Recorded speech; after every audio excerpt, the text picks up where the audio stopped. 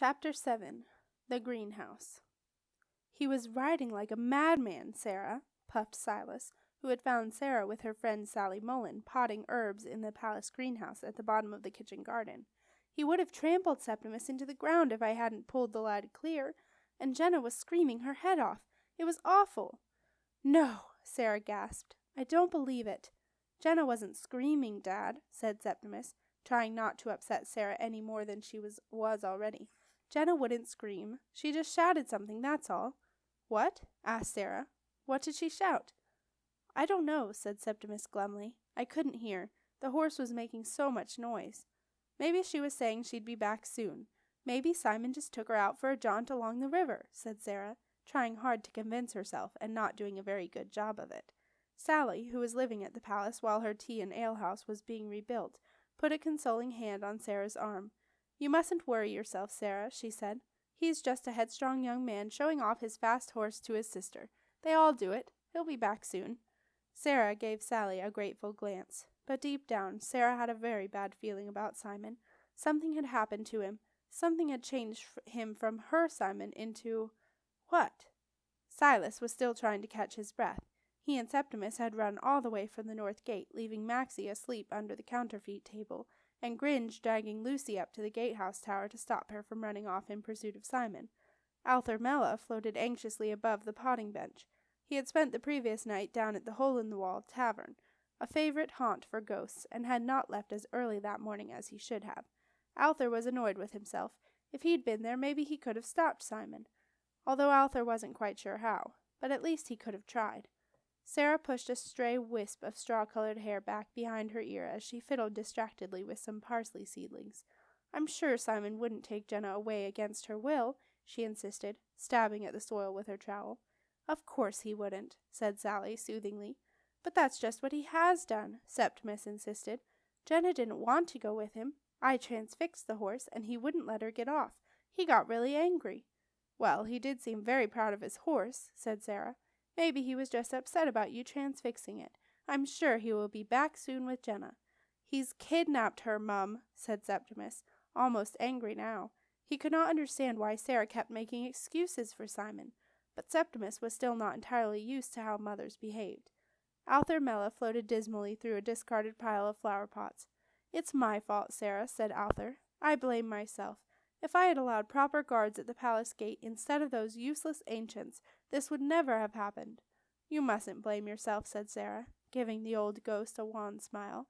"Even a guard would have let Simon in. He is a Heap, after all." "But they wouldn't have let him out, would they?" said Septimus pointedly. "Not if Jenna had told them she didn't want to go." "Septimus, you shouldn't speak to Arthur like that," scolded Sarah. "You should be more respectful to an extraordinary wizard, especially the one whom your tutor was apprenticed to." "Ah, Sarah," Arthur sighed, "the boy is right." Arthur floated off the potting bench and hovered beside Septimus. Compared with the ancients in the palace, Arthur looked positively substantial. His purple extraordinary robes, although a little faded, looked almost real, even down to the bullet hole and dark brown bloodstains just below his heart. The ghost's long white hair was scraped back into its usual ponytail, and his green eyes had a bright glint in them as he regarded Marcia's apprentice. "So," said Arthur to Septimus, "what do you propose we do now?" "Me? What do I think we should do?" "Yes, as the apprentice of the extraordinary wizard, I thought you might like to stand in for Marcia. We go after Jenna and get her back. That's what we have to do." Sarah dropped the trowel she had been poking the ceilings with. It landed with a clang in the middle of Arthur's foot. The ghost stepped back hastily. "Septimus," declared Sarah, "you are not going anywhere. It's bad enough with Jojo, Sam, Ed, and Eric all running wild in the forest, getting up to goodness knows what and refusing to even come and see their mother. Then there's Nico, who's gone off with that Rupert Gringe boy, testing some boat or other, and not come back yet, even though he promised he'd be home last week to take Jenna down to Aunt Zelda's. Anything could have happened to him. I'm just so worried. And now Simon and Jenna are gone." At this, Sarah suddenly broke into loud sobs. Silas put his arms around Sarah. There, love. You mustn't worry. Everything will be all right," he murmured soothingly.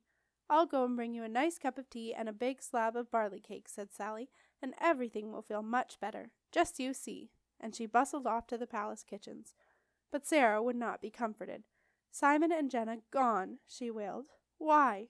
Why would Simon do such a thing? Why would he take Jenna away?" Arthur put a ghostly arm around Septimus's shoulders. "Come on, lad," he said. "Let's leave your parents alone for a while. You can take me to see Marcia." Septimus and Arthur made their way out of the palace and took the snake slipway which led down to the castle moat. The castle was surrounded by water. Most of the water consisted of the river, as the castle was built on the inside of a wide river bend, but some of the water was in the form of a moat, which had been dug when the castle walls were built. The moat was wide and deep and was full of river water, for both ends of the moat ran into the river itself. It was a popular place for fishing, and in the summer for swimming. A large wooden pier had recently been built out into the middle of the moat for the castle children to swim from, and the enterprising Rupert Gringe had just started renting out his new invention, the small Rupert paddle boats, to those who fancied messing about on the water for an hour or two. This had been extremely popular with everyone in the castle except for two people, Weasel Van Clamp and his housekeeper, Una Brackett, who had the misfortune to live beside the new pier and above the boathouse where the Ruperts were stored. Septimus knew the way to Professor Van Clamp's house far too well for his liking.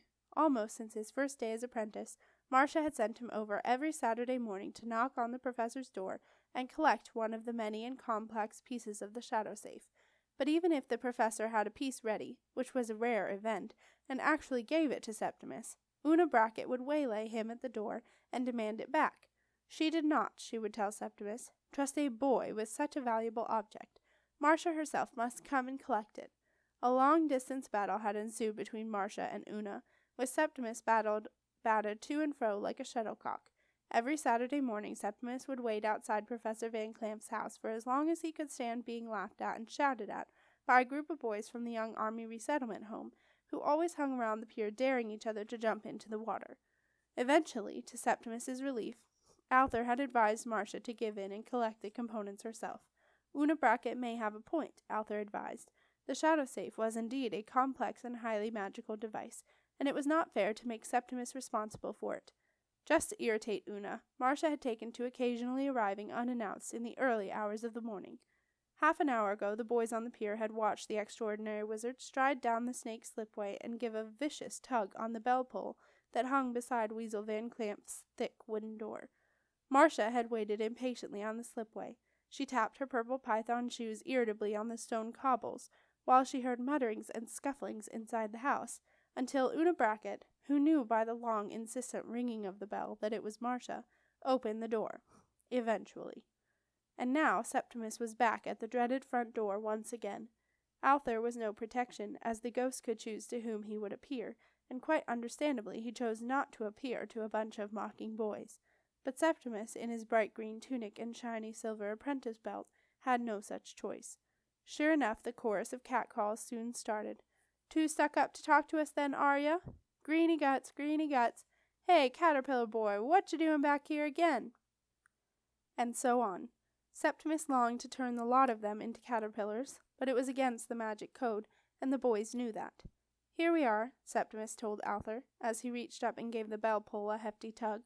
Far, far away, unheard by either Arthur or Septimus, a small bell rang, much to the annoyance of the housekeeper.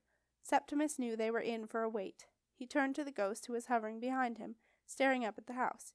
"Do you think you'll be able to come inside?" Septimus asked Arthur, hoping that he would be able to. I'm not sure," replied Arthur. "It looks familiar. I remember going to a party down by the moat. It was quite a party, too. We all ended up in the water. I think it was in this house, but, well, I'll soon find out when we go inside." Septimus nodded. He knew that, as a ghost, Arthur could only go to places that he had been during his life. Arthur had pretty much traveled all the roads and alleyways in the castle, and as extraordinary wizard he had been in most of the official buildings, but people's houses were another matter. Arthur had been a popular young man in his day, but even he had not managed to be invited to every single house in the castle. The door was suddenly thrown open. "Oh, it's you again," said Una Brackett, who was a tall, spiky-looking woman with extremely short black hair. "I need to see the extraordinary wizard," said Septimus. "Please." "She's busy," snapped Una. "It's very urgent," Septimus insisted. "It's a matter of life or death." The housekeeper shot Septimus a suspicious look. She stood at the door for a moment, weighing the two almost equally unpleasant prospects, of having Septimus in the house, or having the extraordinary wizard angry with her for not letting Septimus in. "All right, then, come in." The housekeeper held the door open, and Septimus entered, closely followed by Alther.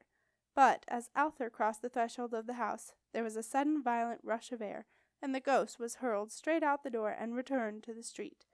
"Bother," muttered Alther, as he picked himself up off the cobbles.